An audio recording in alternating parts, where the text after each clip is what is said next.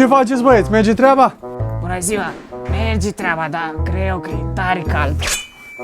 Păi aveți apă în casă. Apă? Șeful, apa e ca să te speli. Lasă că terminăm lucrarea și fac cinste atunci. Clasic, berea la final. Șeful, stai să zic ceva. Vezi băiatul ăla? O ridicat 5 tone azi. Bravo lui!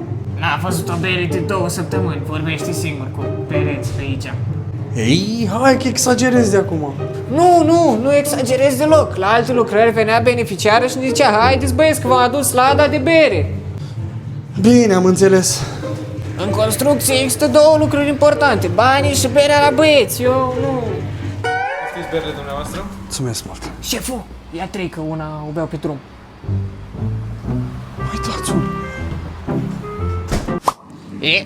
Și ingredientul secret, sarea. Haideți băieți că a venit berea.